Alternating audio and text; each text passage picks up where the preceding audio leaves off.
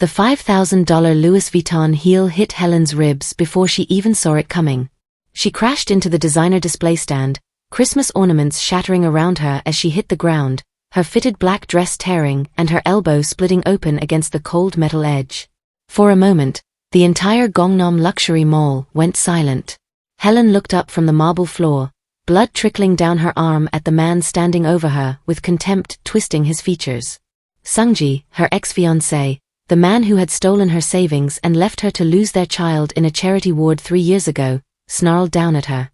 "Stay down where you belong, you worthless parasite," he spat. He had no idea who she was anymore. He saw a beggar, unaware of the diamond wedding ring hidden under her glove or the black card in her purse with no limit. Most importantly, he had no idea that the man whose phone was currently ringing in her hand was Minsu, Seoul's most dangerous underground king. As Helen's trembling fingers accepted the call and Minsu's deadly calm voice asked, "Are you hurt?" she watched realization start to creep across Sungji's face. He had just kicked the wrong woman, and Minsu's motorcade was only 7 minutes away.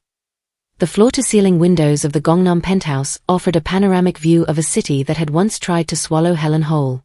Now, the morning sun glinted off the Han River, turning the water into a sheet of liquid gold that matched the trim on her coffee cup.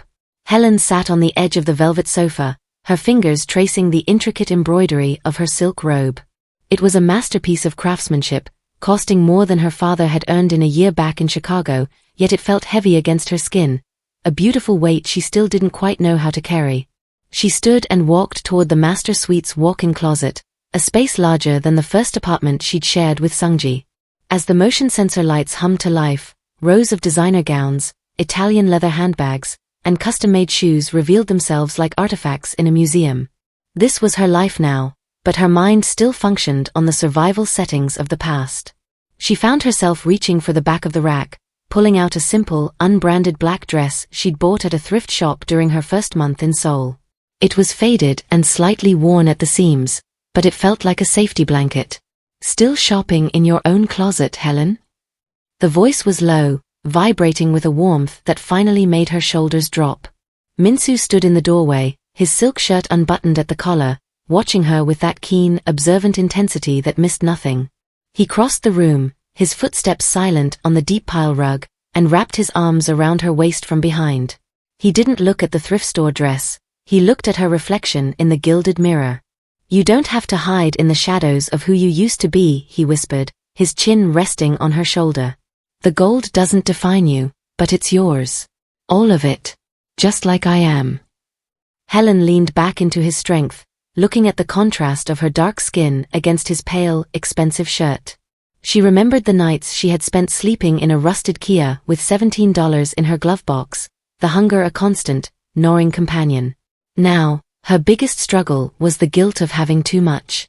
"It feels like a dream I'm waiting to wake up from," she admitted, her voice barely a breath. "Like if I get too comfortable, the universe will realize it made a mistake and take it all back." Minsu turned her around, his hands cupping her face. His eyes, usually as cold as flint to the rest of the world, were soft for her. "I am the universe's mistake corrector. You were owed a debt of peace, Helen. I'm just the one making sure it's paid in full." He pressed a kiss to her forehead, a silent vow that today, the past wouldn't find her. But as Helen looked at the $5,000 Louis Vuitton heels she eventually chose to wear, she couldn't shake the feeling that some ghosts don't care how much you pay them to stay away. Minsu's hands remained on her shoulders, his grip a grounding force that contrasted with the light, airy luxury of the dressing room. He stepped back just enough to catch her gaze in the mirror, his expression shifting from the softness of a husband to the calculated focus of a man who ruled a city from the shadows. He reached into the pocket of his tailored trousers and pulled out a sleek, obsidian black phone, tapping the screen with a practiced rhythm. "Jean Wu and Taeyang are already waiting in the lobby," he said, his voice dropping into a register that brooked no argument. Helen turned, the silk of her robe whispering against the floor. "Minsu, it's just the mall. I'm only going to pick up a few gifts. I don't need a small army to follow me through a department store." She tried to offer a small, reassuring smile, reaching out to straighten his collar. "I want to feel normal today. Just for a few hours." Minsu's hand came up, covering hers and pressing it firmly against his chest, where his heart beat with a slow, steady power. Normal is a luxury we don't afford ourselves, Helen. Not in this city, and certainly not with my name attached to yours. He looked at her, his dark eyes narrowing slightly. The world outside this penthouse doesn't see a woman shopping for gifts. They see a target. They see my greatest vulnerability. Helen sighed, leaning her forehead against his. She knew the weight of his world. She had seen the scars on his back and the cold efficiency with which he handled business. But the trauma of her past made her crave the invisibility she once had, the ability to walk through a crowd without being noticed. Jin Woo is the best tactical mind I have, and Taeyang hasn't missed a shadow in 10 years, Minsu continued, his tone settling into the non-negotiable frequency she had come to recognize. They will stay 10 paces back. You won't even know they're there unless someone makes a mistake. And I don't allow mistakes where you are concerned. He reached for a small, velvet-lined box on the vanity, pulling out a delicate earpiece disguised as a piece of jewelry, a single pearl stud with a microscopic transmitter. He leaned in, gently threading it through her lobe. The intimacy of the gesture felt like a brand. If you feel a single chill, if someone even looks at you with the wrong intent, you press the stone, he whispered against her ear. I am 8 minutes away from anywhere in Gangnam. Remember that.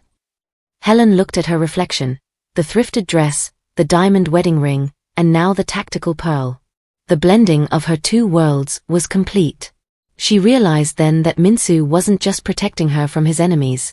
He was building a fortress around the woman who had once been left with nothing. 8 minutes, she repeated, a final surrender. 8 minutes, he confirmed, kissing her deeply before stepping back to let her finish getting ready. As she grabbed her purse, she saw the two silhouettes waiting by the elevator through the security feed on the wall. They were tall, silent, and dressed in charcoal suits that hid the hardware they carried. Minsu's shadows. Today, she wouldn't be walking alone. The doors of the black sedan opened to a world of curated perfection. As Helen stepped onto the curb of the Gangnam Luxury Mall, the dry winter air of Seoul was immediately replaced by the scent of expensive amber and fresh pine. It was a cathedral of consumerism, a towering monument of glass and steel that seemed to hum with the quiet, vibrating energy of extreme wealth. Inside, the lobby was an expanse of white Carrara marble so polished it reflected the towering, 5-story Christmas tree like a mirror.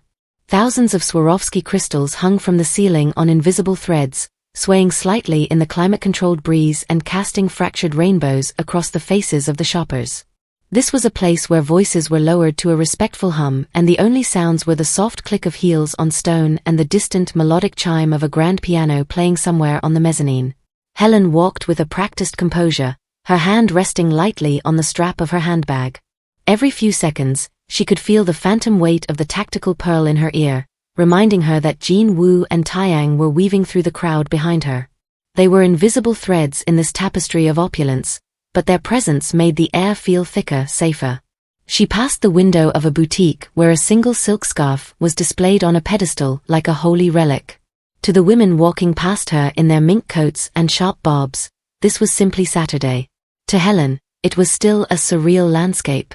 She remembered the flickering fluorescent lights of the convenience stores where she used to count coins for a pack of ramen, the smell of damp pavement, and the crushing weight of being invisible because she was poor.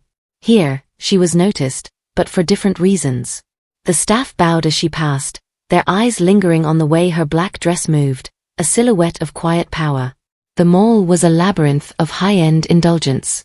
Gold-leafed escalators carried shoppers toward the heavens of haute couture, and the air grew warmer as she moved deeper into the heart of the building. Despite the beauty, there was a sterile sharpness to it all. The marble was cold beneath her feet, and the crystals above looked like frozen tears. Helen stopped near a fountain where water leaped in synchronized arches, illuminated by hidden blue lights. She took a deep breath, trying to steady the flutter in her chest. She was Helen Johnson, the wife of the city's most powerful man, and she belonged here. She repeated the mantra in her head, reaching for the confidence Minsu had tried to instill in her that morning. But as she turned toward the designer corridor, a flash of a familiar silhouette near a jewelry display made the breath hitch in her throat. The cathedral of wealth suddenly felt very, very small. The flash of recognition was like a physical blow, more jarring than a car accident. Helen's feet felt rooted to the polished marble as she watched the man standing 50 yards away near a glass-encased jewelry counter. It was Sungji. He hadn't changed. He still wore that same mask of effortless arrogance, his laughter ringing out as he leaned against the counter, gesturing toward a diamond necklace. He was dressed in a suit that looked expensive but lacked the quiet, lethal sophistication of Minsu's wardrobe. Beside him stood a woman who looked like a porcelain doll, draped in furs and clinging to his arm with the same desperate devotion Helen had once felt. For a moment, the cathedral of wealth vanished. The scent of designer perfume was replaced by the stale, metallic smell of the rusted Kia where she had spent 21 nights. The sound of the mall fountain was drowned out by the memory of her own voice begging him not to leave, her hands clutching his sleeve as he threw her things onto the rain-slicked pavement. She felt the ghost of a phantom pain in her abdomen, the dull, aching void of the child she had lost because she couldn't afford a meal or a doctor. She shouldn't have been afraid. She was the wife of the man who owned the very ground Sungji stood on. She had the tactical pearl in her ear and the shadows of 2 elite guards behind her. Yet, seeing him brought back the parasite narrative he had burned into her soul. She felt small, as if the black dress she wore was once again the thrift store rag she tried to hide earlier that morning. Sungji turned his head, his gaze sweeping across the corridor with a casual, predatory boredom. Helen tried to look away, to blend into the crowd of socialites, but it was too late. His eyes locked onto hers. At first, there was a flicker of confusion. He saw a beautiful woman in a fitted black dress, someone who clearly belonged in Gangnam. Then, like a slow poison, recognition spread across his face. His eyes narrowed, and a cruel, familiar smirk pulled at the corner of his mouth. He whispered something to the woman at his side, his gaze never leaving Helen. He didn't look intimidated by her transformation. He looked amused, as if he had found a stray dog wearing a crown. Helen's heart hammered against her ribs, a frantic bird in a cage. She should turn around. She should signal Jin Woo. But her body refused to move. She watched as Sungji detached himself from his companion and began to walk toward her, his stride confident and mocking. The ghost had stepped out of the aisle and was coming to claim the peace she had worked so hard to build. Sungji's stride was slow and deliberate, the rhythmic click of his Italian leather loafers on the marble sounding like the ticking of a countdown clock. As he drew closer, the woman on his arm followed with a confused, haughty expression, but Sungji only had eyes for Helen. He stopped just 3 feet away, his shadow falling over her, smelling of the same expensive sandalwood cologne he used to wear when he was spending her life savings. Well, well, he drawled, his voice a low vibration of mockery that made Helen's skin crawl. Look at what the tide washed up into Gangnam. I almost didn't recognize you without the tears and the smell of a cheap motel. Helen stood her ground, her fingers curling tightly around the handle of her shopping bag. She could feel the heat of Jin Woo and Taeyang's presence somewhere behind her, but in this moment, the air between her and Sungji felt like a vacuum, sucking the oxygen out of her lungs. Move aside, Sungji, she said, her voice steadier than she felt. Sungji let out a short, sharp bark of a laugh, turning to his companion. Can you believe this, Minhee? This is the one I told you about. The American parasite who thought she could anchor herself to me to get a visa. She spent months begging me for scraps, crying about how she had nowhere to go. He turned back to Helen, his eyes raking over her fitted black dress with a look of pure disgust. Where did you get the clothes, Helen? Did you finally find a sugar daddy old enough to be your grandfather? Or did you just steal them? We both know you can't afford to breathe the air in this mall, let alone shop here. I am not the person you remember, Helen replied, her chin lifting. And I don't have to explain my life to a man who leaves his debts unpaid. The insult hit its mark, and for a split second, Sungji's smirk faltered into a snarl. He stepped deeper into her personal space, his voice dropping to a venomous whisper. You're still a beggar, Helen. You can wrap a stray dog in silk, but it's still a dog. You're a void, a drain on anyone unfortunate enough to look at you. You were a mistake I threw away 3 years ago, and seeing you here, pretending to be someone, is an insult to the very floor you're standing on. He leaned in closer, his breath hot against her ear. You're nothing but a ghost of a failed life. Go back to the gutters before I have security throw you out like the trash you are. Helen didn't flinch, but inside, The old wounds were bleeding. The parasite label felt like a brand. She opened her mouth to speak, to tell him that she was the wife of the man who could end his career with a single text, but the words died in her throat as Sungji's hand reached out, not to strike, but to contemptuously flick the fabric of her sleeve as if brushing away a speck of dirt. The movement was small, but the malice behind it was a promise of the violence to come. The mention of the debt didn't just annoy Sungji, it seemed to ignite a dormant, ugly fuse within him. He stepped even closer, his shadow completely engulfing Helen, his face twisting into a mask of pure, unadulterated malice.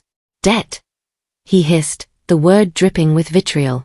"The only debt I owe is to myself, for wasting a single second on a social climber who didn't know her place. You think because you're wearing a designer label today, the past just evaporates." Helen felt the cold air of the mall press against her skin, but it was the coldness in her chest that hurt more. The grief she had buried under layers of silk and Minsu's protection began to claw its way up. "I'm not talking about the money, Sungji," she whispered, her voice trembling despite her best efforts. "I'm talking about the night you left me in that car. I was pregnant. I told you I was losing the baby, and you turned off your phone. You let me sit in that hospital ward alone while our child—" She couldn't finish the sentence. The memory of the sterile white lights and the silence of the ultrasound monitor was a scream in her mind. Sungji's reaction wasn't one of guilt or even shock. He let out a dry, rattling laugh that drew the eyes of the nearby shoppers. "The baby," he repeated, his tone mockingly incredulous. "You're still playing that card? Helen, we both know there was no baby. It was just another one of your pathetic lies to keep me from leaving. You were desperate, and you were willing to fake a tragedy just to keep your hands in my pockets." The world seemed to tilt on its axis. The sheer cruelty of his denial was a physical weight, crushing the breath out of her lungs. "It wasn't a lie," she gasped, her hand instinctively moving to her stomach as if she could still feel the phantom ache of that loss. "I have the records. I have the scars. How can you stand there and pretend it didn't happen?" "Because you are a fiction, Helen," he snapped, leaning down so his eyes were level with hers. "You're a ghost story you tell yourself so you don't have to admit you're a failure. If there was a child, it was probably just as much of a parasite as its mother. I'm glad it's gone. It saved me the trouble of having to pay for another mistake." The words were like jagged glass. Helen felt a tear escape, hot and traitorous, as it rolled down her cheek. She looked at the man she had once loved, searching for a single shred of humanity, but found only the cold, hard surface of a monster. He hadn't just abandoned her, he had erased the only evidence of the love they once shared, turning her greatest tragedy into a punchline. Behind her, she heard the subtle shift of footsteps, Jin Woo and Taeyang moving into position, their restraint fraying. But Sungji wasn't done. He raised a hand, pointedly checking his watch as if her trauma was a scheduling inconvenience. "Now, if you're finished with the theatrics, get out of my sight. You're ruining the ambience."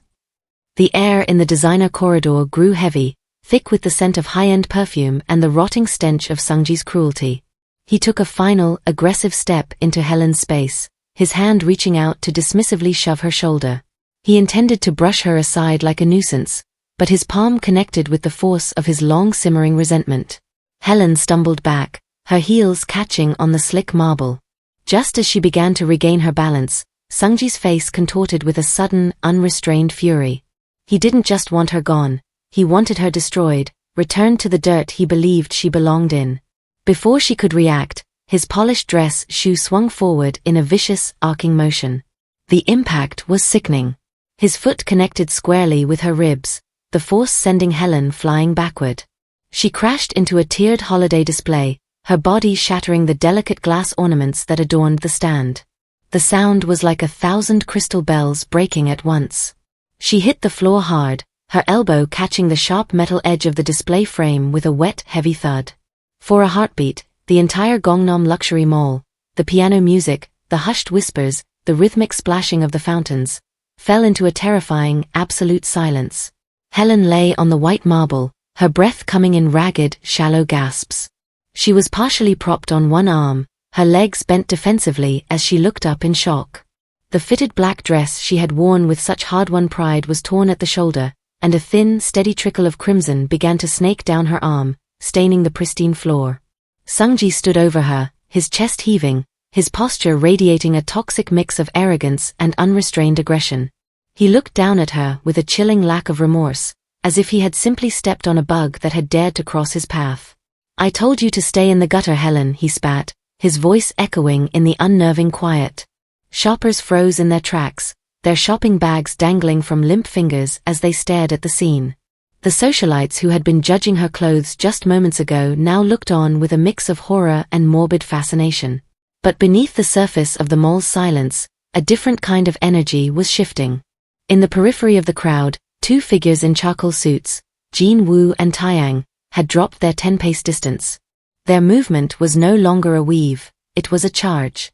And in Helen's purse, the obsidian phone began to vibrate with a sudden, violent intensity. The 8-minute countdown had officially begun. The vibration in Helen's purse felt like a physical heartbeat, insistent and heavy. With trembling, blood-slicked fingers, she reached into her bag, her breath hitching as she saw the name glowing on the screen, "My King." She swiped the answer icon, her hand shaking so violently the phone nearly slipped. She pressed it to her ear, the cool glass a stark contrast to the burning pain in her ribs. Behind her, the air seemed to drop 20 degrees. Jin Woo and Taeyang had reached the edge of the glass-strewn circle, their bodies coiled like predators, waiting for the signal that would end Sungji's life. "Helen." The voice on the other end wasn't the warm, melodic baritone that had whispered to her in the closet that morning. It was a sound stripped of all humanity, a low, rhythmic rumble that sounded like tectonic plates grinding together. It was the voice of the man who had built an empire on iron and blood. "Minsu," she whispered, her voice cracking. Silence followed, and in that silence, Helen knew he had heard it. He had heard the ragged edge of her breathing, the distant chime of the mall's piano, and the unmistakable sound of her pain. "Are you hurt?" Minsu asked. The question was quiet, but it carried a terrifying weight. It wasn't an inquiry, it was a confirmation of a death sentence. I fell," Helen managed, looking up at Sungji. Sungji, sensing a shift in the atmosphere but too arrogant to understand it, took a step forward. "Who are you talking to? Another beggar? Tell them to come pick up their trash." He went to reach for the phone, but Taeyang moved half a step, a silent, lethal warning that made even Sungji's bravado flicker for a second. "Who touched you, Helen?" Minsu's voice was now a deadly calm. It was the sound of a blizzard, beautiful, crystalline, and capable of killing anything in its path. "Tell me his name." "It's Sungji," she breathed, the name feeling like ash in her mouth. "He's here. He kicked me, Minsu." The line went silent again, but this time, the silence was active. Helen could hear the sudden roar of an engine in the background, the screech of tires on pavement, and the sharp, rhythmic snap of several doors slamming shut in unison. "Stay exactly where you are," Minsu commanded. There was no anger in his tone, only a terrifying, absolute certainty. "Do not move. Do not look away from him. I want him to see your face when the world ends for him." The call disconnected with a sharp click. Helen lowered the phone, her dignity returning as she propped herself up amidst the broken ornaments. She looked at Sungji, who was still smirking, unaware that the clock had run out. "You should leave," Helen said softly, almost out of pity. "You have 8 minutes. Maybe less." The 8 minutes didn't pass, they evaporated. The atmosphere in the designer corridor curdled, the air growing heavy with a static charge that made the hair on the shopper's arms stand up. Sungji was still laughing, a jagged, ugly sound, when the heavy glass entrance doors at the far end of the wing didn't just open, they seemed to recoil. The sound of the motorcade had been a distant thunder, but the entrance was a strike of lightning. Minsu didn't run, he didn't need to. He walked with a terrifying, rhythmic precision, his long black tailored coat billowing behind him like the wings of a predatory bird. His jaw was a blade of granite, his slicked back hair perfect, but it was his eyes that stopped the world. They were voids of restrained fury, locked onto the small, broken figure of Helen on the floor. Behind him, 6 men moved in a flawless, synchronized formation. They weren't mall security, they were soldiers of the underworld, their athletic builds filling their black suits, their eyes hidden behind dark glass. They moved with a discipline that suggested they were an extension of Minsu's own shadow. The mall staff, trained to handle the most demanding elite of Seoul, froze. A floor manager who had been moving toward the scene to offer a napkin to Helen stopped mid-step, the color draining from his face as he recognized the man at the head of the formation. He bowed so low his forehead nearly touched the marble, staying there, paralyzed by the sheer gravity of Minsu's presence. The piano music in the mezzanine faltered and then died in a dissonant chord. Sungji's smirk didn't disappear all at once, it eroded. He looked from the fallen Helen to the approaching phalanx, his brow furrowing in confusion. "Hey, what is this? I'm a VIP here." "This woman was trespassing," he shouted, his voice cracking and hitting a pitch of desperation he couldn't hide. He looked at the guards, expecting them to back him up, but Taeyang and Jin Woo had already stepped aside, bowing their heads as their king arrived. Minsu didn't acknowledge Sungji.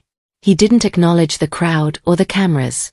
He reached the circle of shattered glass and ornaments, his polished shoes crunching over the crystal remains of the holiday display. He stopped inches from Helen and dropped to one knee, the movement fluid and silent. The king of Seoul's underground reached out, his gloved hand trembling with a micro-vibration of rage as he touched the blood on Helen's arm. The silence in the mall was now absolute, a vacuum where even the sound of breathing felt like an intrusion. "I'm here," Minsu whispered, his voice a low, lethal hum. "And the sun is setting on everything he has ever known." Minsu's focus was singular.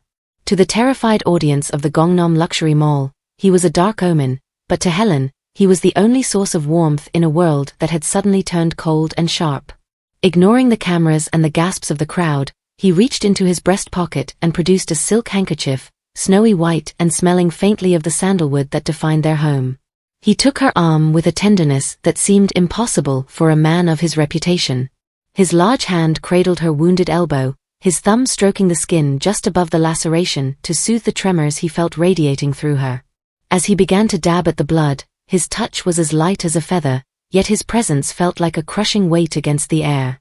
"Does it hurt?" he asked, his voice low, private, and filled with an almost unbearable sweetness. "Only when I breathe," Helen whispered, her eyes locked on his. She saw the husband she loved, the man who made her tea and read to her, but she also saw the hairline fractures in his composure. "I've got you," he murmured, his eyes lingering on the torn fabric of her dress, then moving to the red mark beginning to bloom on her ribs where the heel had struck. Then, the transition happened. It was a shift so subtle yet so absolute that the temperature in the corridor seemed to plummet.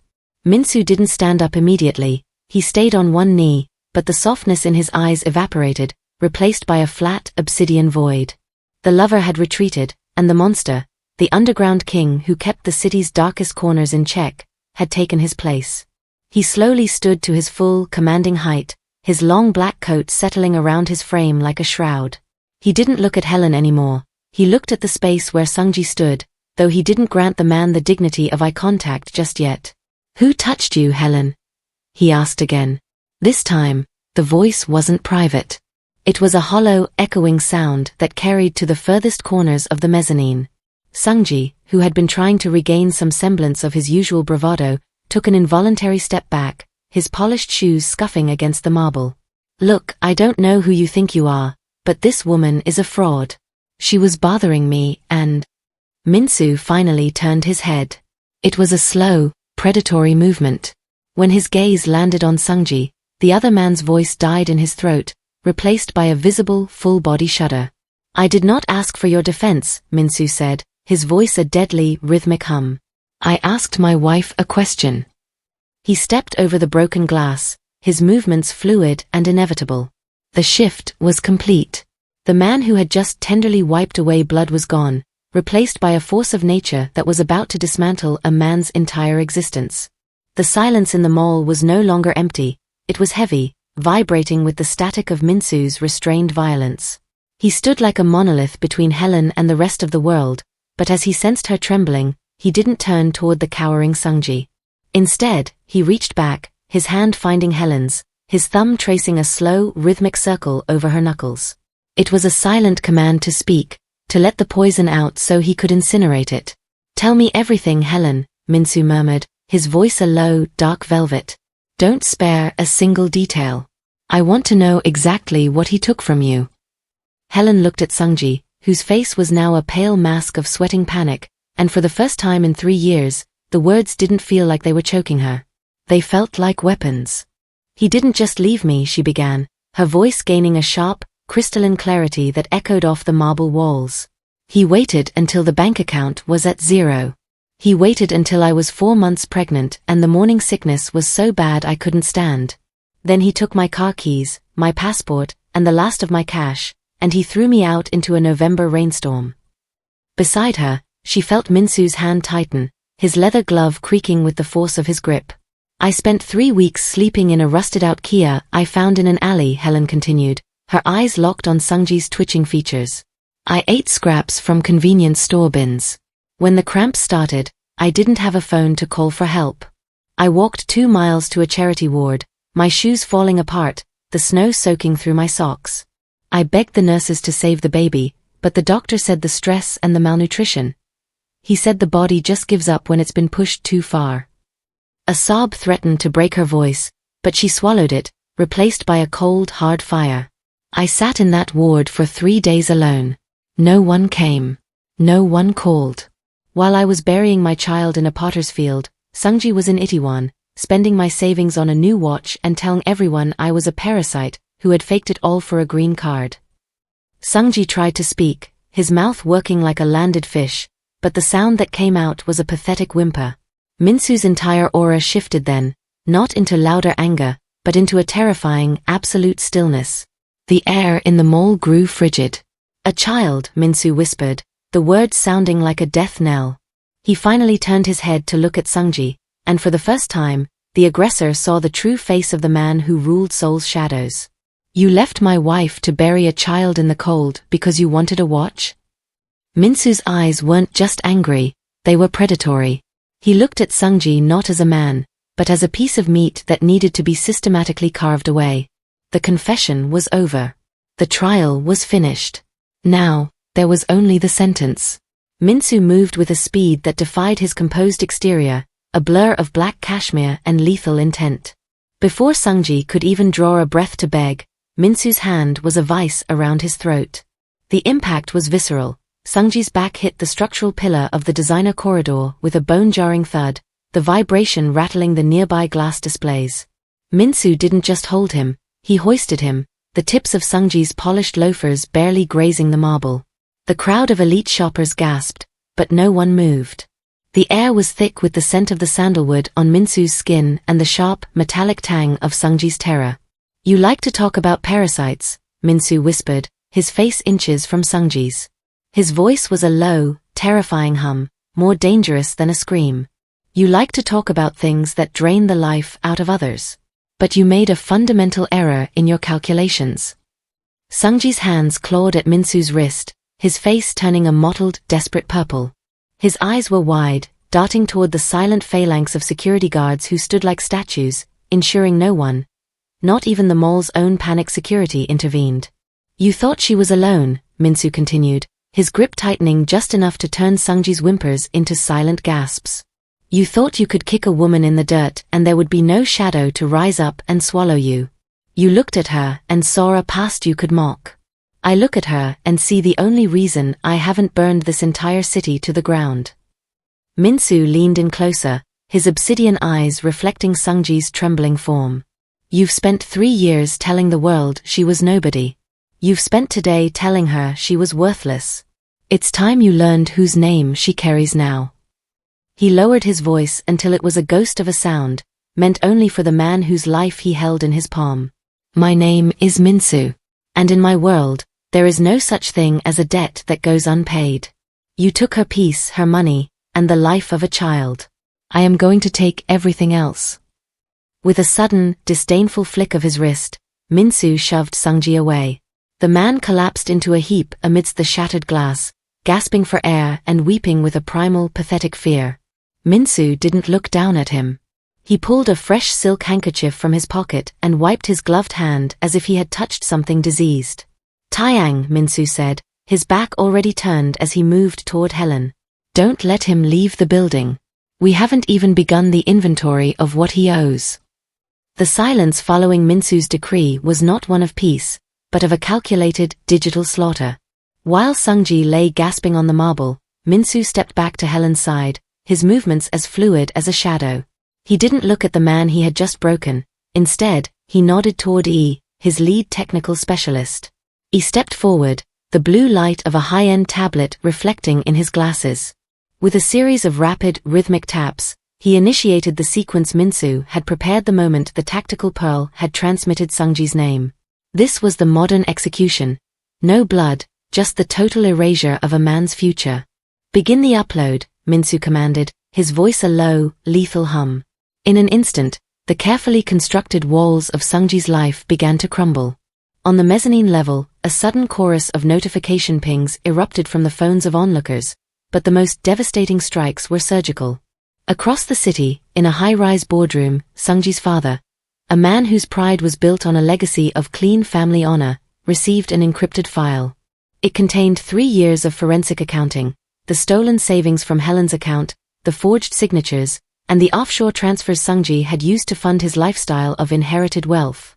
Simultaneously, at a bridal boutique across town, Sungji's fiancé looked down at her phone. Her screen filled with the harrowing images from the charity ward and the voice recordings of Sungji bragging in Itaewon about the parasite he had finally discarded. The digital ghost of the child he had denied was now a permanent stain on his reputation. Sungji's phone, discarded on the floor near his hand, began to vibrate with a violent, frantic energy. The screen lit up with his father's name, followed immediately by a frantic text from his fiancé's brother. A man known for a temper as short as Minsu's was deep. "Look at your phone, Sungji," Minsu said, his eyes fixed on Helen as he adjusted the silk of her torn sleeve. "Watch as the world you built on her bones turns to ash." Sungji reached for the device with a trembling hand. As he read the messages, his face moved past pale into a translucent, sickly gray. His father's last message was a single sentence: "Do not return home, you have no name." "You didn't just lose your money," Minsu whispered, the sound carrying through the still silent mall. "You've lost the history you lied about and the future you stole. By sunset, you will be exactly what you called her. A ghost." The digital execution was complete.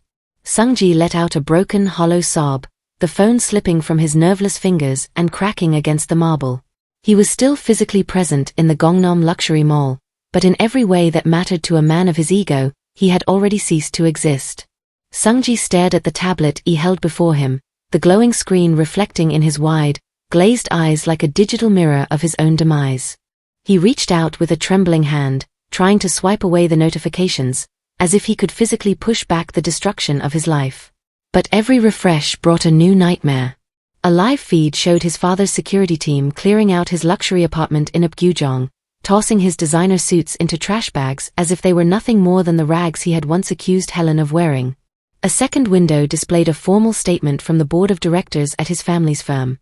His position was terminated, his stock options frozen, and a pending investigation for embezzlement had already been flagged to the authorities. This can't be real," Sungji whispered, his voice cracking into a high-pitched, pathetic whine. He looked up at Minsu, pleading for a mercy that didn't exist in the man's obsidian eyes. "You can't do this. I have a legacy. I have a wedding next month." "You have nothing," Minsu interrupted, his voice a low, lethal hum that cut through Sungji's hysteria. "A legacy built on theft and the blood of an innocent child isn't a life, it's a debt. And I am simply the one collecting the interest." The screen flickered one last time, showing a final message from his fiancée. It was a video of her throwing her engagement ring, the one he had bought with a loan against Helen's stolen credit, into the Han River. The crumbling empire was no longer a metaphor. It was a pile of digital ash. Sungji collapsed further into the marble, his forehead resting against the cold stone as the reality of his situation settled over him like a shroud. He was in the center of the most expensive mall in the country, surrounded by billions of won worth of luxury, and yet he was suddenly completely penniless. He was the ghost now. He was the parasite. Minsu stepped over him, his long black coat brushing against Sungji's shoulder with a sound like a closing casket. He didn't look back. He reached for Helen's hand, pulling her toward the exit where the motorcade waited, leaving Sungji alone in the middle of a silent, judging crowd. The man who had once thought he was a king was now just a stain on the marble, waiting for the janitors to sweep him away. The chaos of the mall felt like a fever dream as the elevator hummed, lifting them back into the silent sanctuary of the penthouse. The transition from the cold, judgmental eyes of the public to the warmth of home was jarring, leaving Helen in a state of fragile shock. She sat on the edge of the deep, marble-soaking tub, her torn black dress discarded like a shed skin, replaced by the heavy weight of a plush robe. Minsu moved with a quiet, reverent focus. He didn't call for the household staff, he didn't even speak. He simply knelt behind her, the steam from the water beginning to soften the sharp edges of the room. With hands that had just hours ago been closed in lethal fists, he gently untangled her natural curls. His touch was so light it was almost a whisper, a silent apology for the world he couldn't entirely keep at bay. He tilted her head back into the basin, the warm water cascading over her scalp.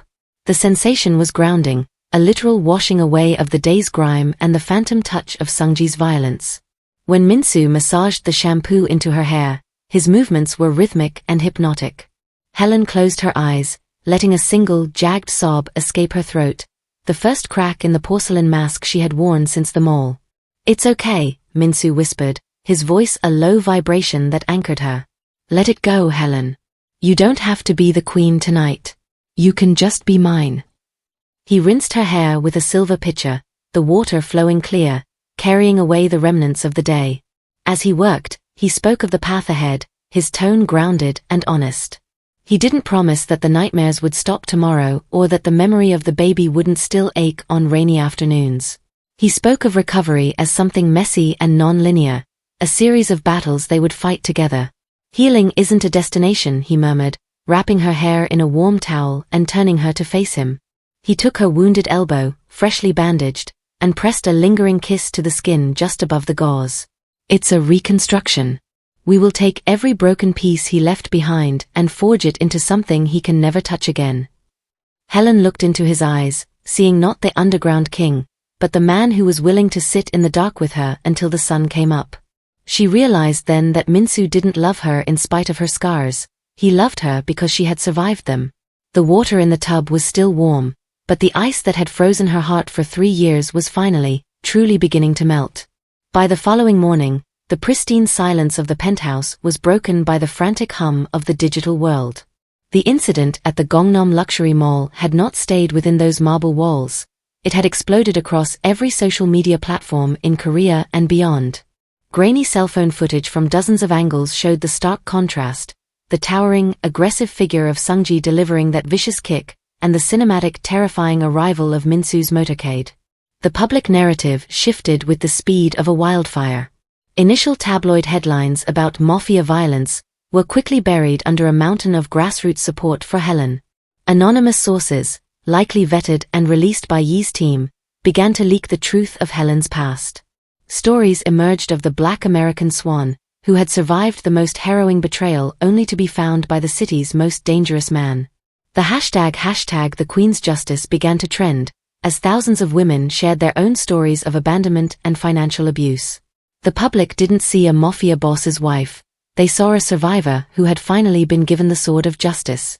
Influencers and activists praised her for not looking away, for the dignity she maintained even while bleeding on the floor. Helen sat in the sun-drenched breakfast nook, watching the numbers climb on her tablet. Comments in a dozen languages poured in, calling her the Queen of Soul and a symbol of resilience. For the first time, the visibility she had feared didn't feel like a target, it felt like a shield. "The world has made its choice," Minsu said, sliding a fresh cup of coffee in front of her. He didn't look at the screen, his eyes were only on her. "They no longer see the parasite Sungji tried to invent. They see the woman I see every morning."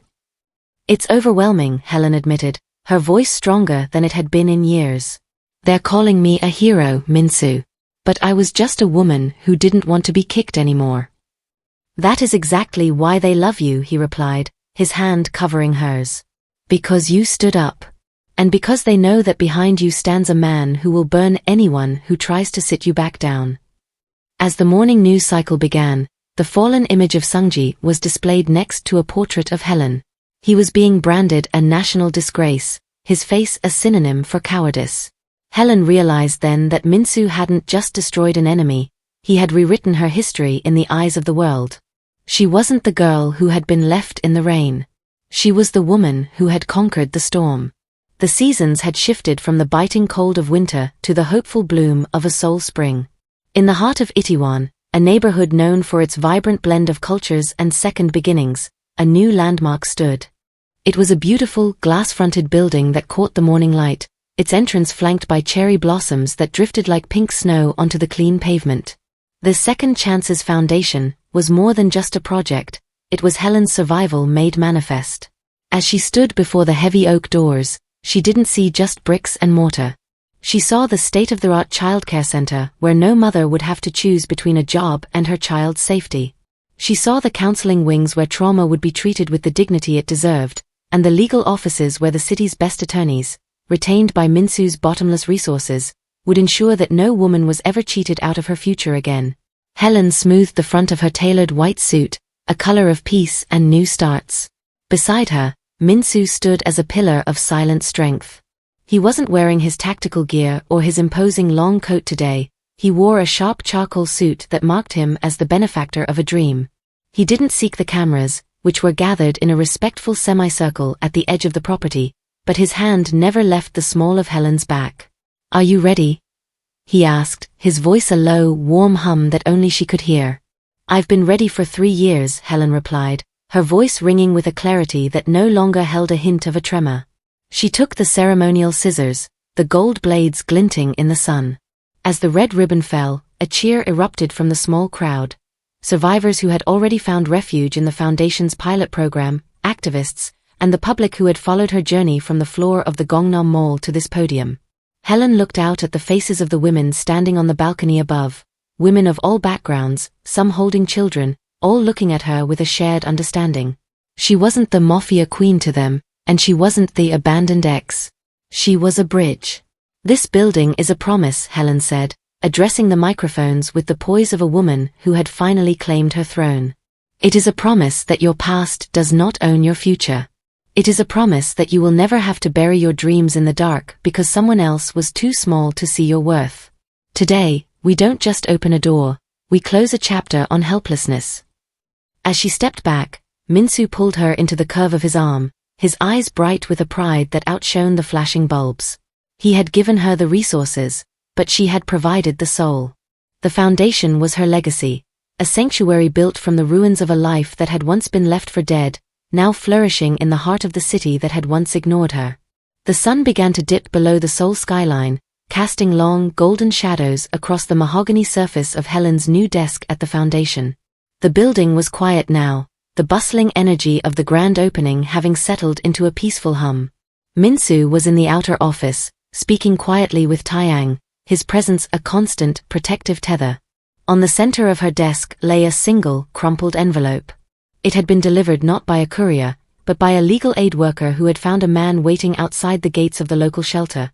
A man who had once worn Italian leather but now stood in a threadbare coat, his name stripped of its prestige. Helen picked up the letter. The handwriting was shaky, a stark contrast to the bold, arrogant strokes Sungji used to use when signing away her rights. As she read, the words blurred into a frantic stream of forgiveness, regret, and despair. He wrote of his father's silence, of the debt collectors that hounded his every step, and of the crushing realization that he had thrown away the only person who had ever truly loved him.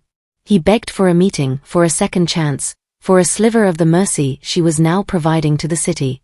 She read the final line, "I am a shadow of who I was, and I am drowning," and waited for the impact. She waited for the surge of vengeful triumph she had imagined during those cold nights in the Kia. She waited for the old sharp ache of the parasite label to sting, or even for a flicker of the pity she usually felt for the broken. But as the seconds ticked by, Helen realized something profound. There was no fire. There was no ice. There was only a vast, tranquil silence. She looked at the signature of the man who had nearly destroyed her, and she felt absolutely nothing. He was no longer a monster, a ghost, or a memory. He was simply a stranger with a pen. The power he had held over her, the ability to make her feel small, to make her doubt her worth, had evaporated entirely. The trauma had been processed, the justice had been served, and the wound had finally closed, leaving behind a scar that was no longer tender to the touch. Helen. Minsu's voice drifted in as he leaned against the doorframe, his eyes searching hers. He saw the letter in her hand and the stillness in her posture. Do you need me to handle it? Helen looked up and smiled, a genuine, radiant expression that reached her eyes. She stood up, crumpled the paper into a tight ball, and tossed it into the wastebasket without a second glance. No, she said, walking toward him and slipping her hand into his. There's nothing left to handle. He's gone, Minsu. Truly gone. She stepped into his embrace, turning her back on the ghost of her past. They walked toward the floor-to-ceiling windows, looking out over the city they now ruled together. Not through fear, but through the strength of a love that had survived the dark. The chapter was closed, and for the first time in her life, the page ahead was perfectly, beautifully blank. The story of Helen and Minsu serves as a powerful testament to the fact that our lowest moments do not define our ultimate destination. It reminds us that while cruelty may leave deep scars, true strength is found in the courage to rebuild and the wisdom to know that silence is often the final victory over those who once sought to diminish us. Justice isn't just about the downfall of the oppressor, it is about the quiet, radiant peace of looking back at the past and feeling nothing but the warmth of the life you have fought to create. When you find the strength to transform your pain into a sanctuary for others, you aren't just a survivor, you are a conqueror. Thank you for following this journey of resilience and redemption. If you enjoyed this series and want to see more stories of justice, power, and deep emotional transformation, please subscribe and hit the notification bell so you never miss a new chapter.